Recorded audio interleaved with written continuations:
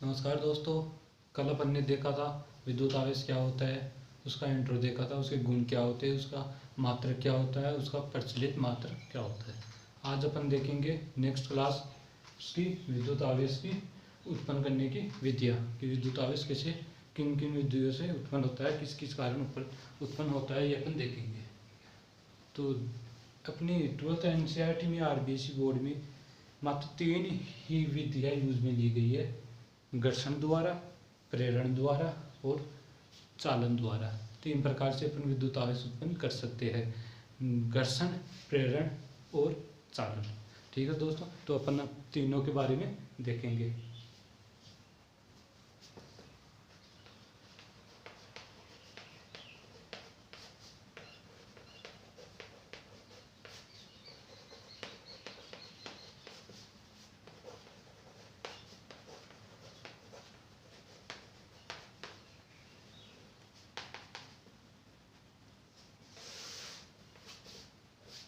तीन प्रकार की होती है आवेश उत्पन्न करने की विधियाँ: घर्षण द्वारा,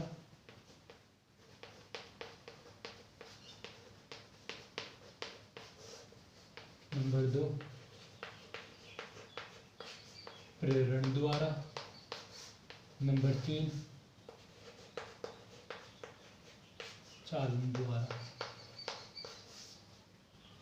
ठीक है दोस्तों, 3 प्रकार की होती है आवेश उत्पन्न करने की विधियाँ। तो अपन नंबर 1 पढ़ेंगे, घर्षण द्वारा।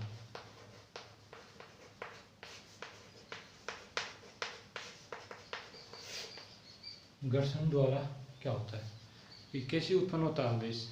दोस्तों, जब अपन किसी दो वस्तुओं को परस्पर आपस में घर्षण कराते हैं तो उसमें उत्पन्न ऊष्मा या किए गए कार्य से उत्पन्न ऊष्मा एक वस्तु से दूसरी वस्तु में ट्रांसफर होना ही घर्षण द्वारा आवेश विद्युत आवेश कहलाता है।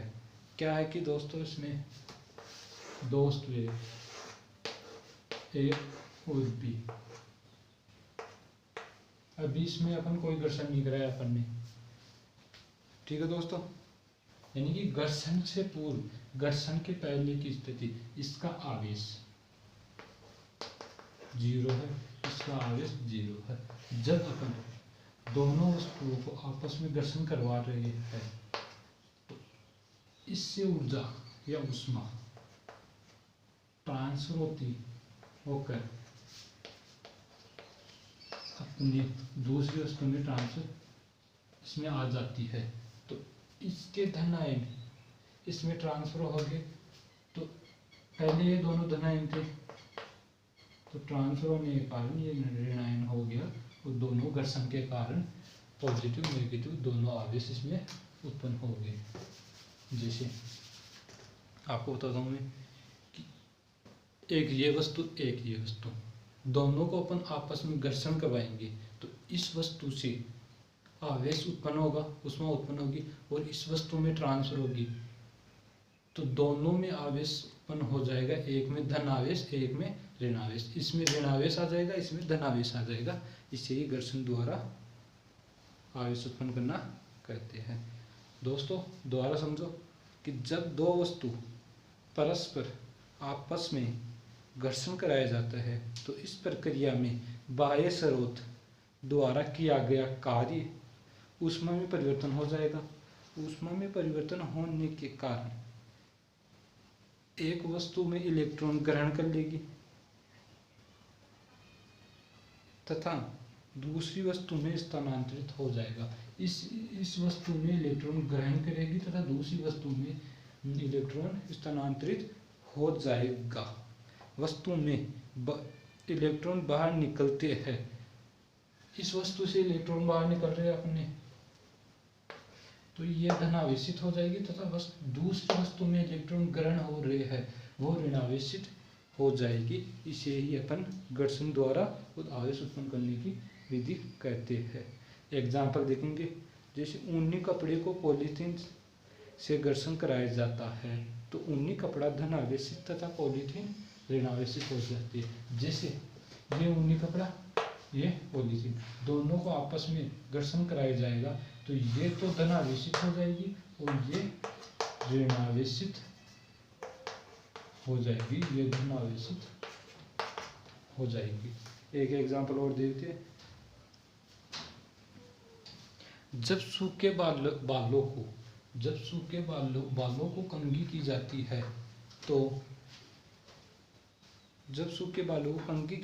है तो बालों में धनावेशित तथा कंघी में ऋणावेशित आवेश उत्पन्न होता है। उसे ही घर्षण द्वारा आवेश उत्पन्न करने की विधि कहते हैं। चलो अपन दूसरी विधि पढ़ेंगे। दोस्तों समझ में आ गया होगा उम्मीद आपसे। अब अपनी नेक्स्ट विधि है प्रेरण द्वारा।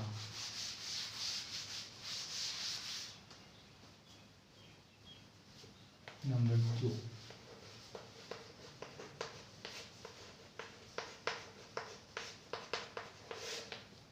ठीक है दोस्तों, अपनी नेक्स्ट विधि है प्रेरण द्वारा। एक बार मैं डायग्राम बना देता हूँ दोस्तों।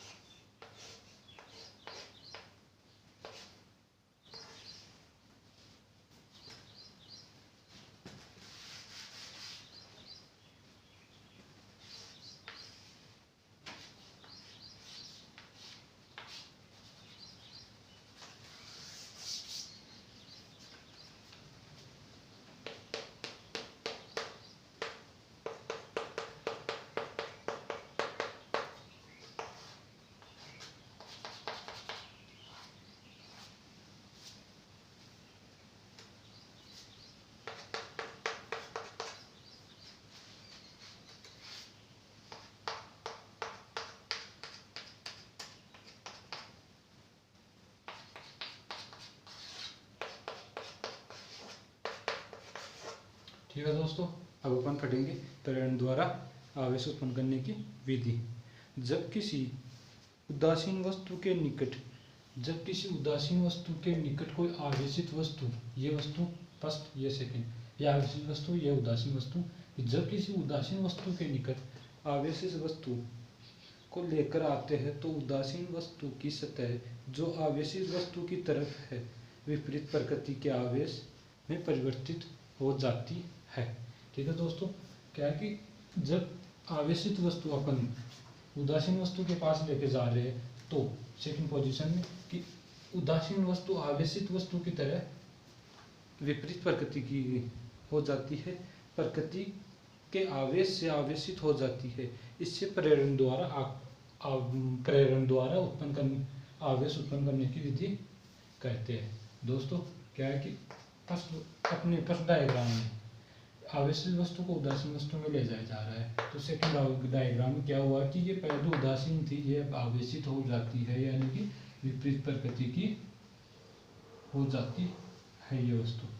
तो इसमें क्या है कि आवेशित वस्तु लाया जाता है तो ये धन आवेशित हो जाती है वस्तु, लाई गई वस्तु है उदासीन वस्तु ऋणावेशित हो जाती है। तीसरी स्थिति में अपनी पूरी ऋणावेशित हो जाती है इसकी वस्तु। ठीक है दोस्तों, इसे ही प्रेरण द्वारा उत्पन्न करने की विधि कहते हैं।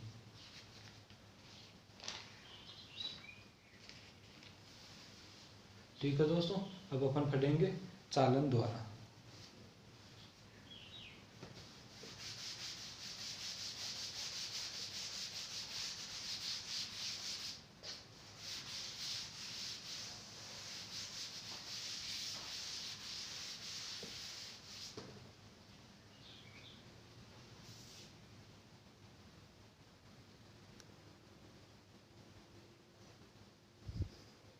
ठीक है दोस्तों, अब अपन पढ़ेंगे तीसरे नंबर की विधि चालन द्वारा।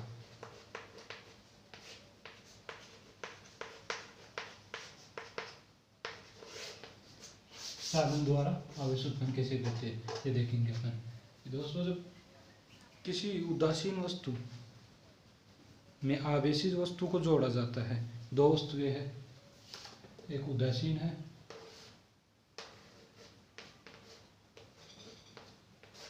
एक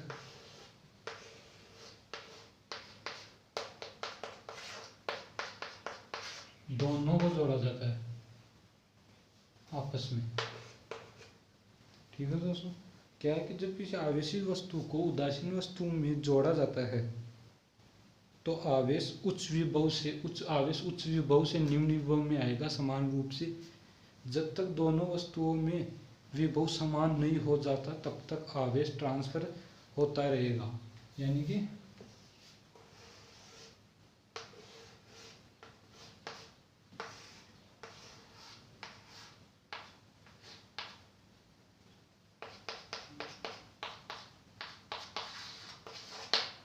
क्या हुआ, एक उदासीन वस्तु है, एक आवेशित वस्तु है।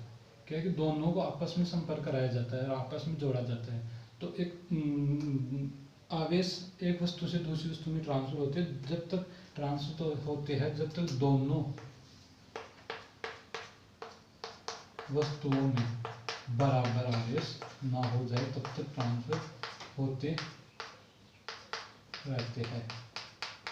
यानी कि इस वस्तु में बराबर आवेश रहेगा, इस वस्तु में बराबर आवेश रहेगा, दोनों में बराबर आवेश हो जाए तब तक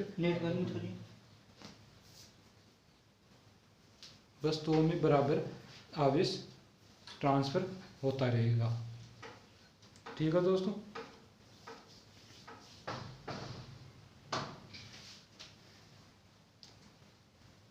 ये अपनी चालन द्वारा विधि थी कि क्या था इसमें कि एक वस्तु से दूसरी वस्तु में आवेश ट्रांसफर होंगे, तब तक आवेश ट्रांसफर होंगे आवेशित वस्तु से उदासीन वस्तु में, जब तक कि उदासीन वस्तु आवेशित वस्तु के बराबर ना हो जाए तब तक उसमें आवेश ट्रांसफर होते रहेंगे। उससे ही आप चालन द्वारा आवेश उत्पन्न करने की विधि कहते हैं। दोस्तों, इसका कुछ नोट है, कुछ इंपॉर्टेंट बातें हैं चालन द्वारा विधि की। कि चालन की प्रक्रिया में दोनों वस्तुओं पर समान प्रकृति का आवेश होता है। दोनों वस्तुओं पर, पहली वस्तु पर और दूसरी वस्तु पर समान प्रकृति का आवेश होता है, ट्रांसफर होने के बाद उत्पन्न होता है। जबकि घर्षण तथा प्रेरण दोनों में, अपने ने देखा घर्षण तथा प्रेरण दोनों में विपरीत प्रकृति का आवेश होता है, समान आवेश नहीं होता है।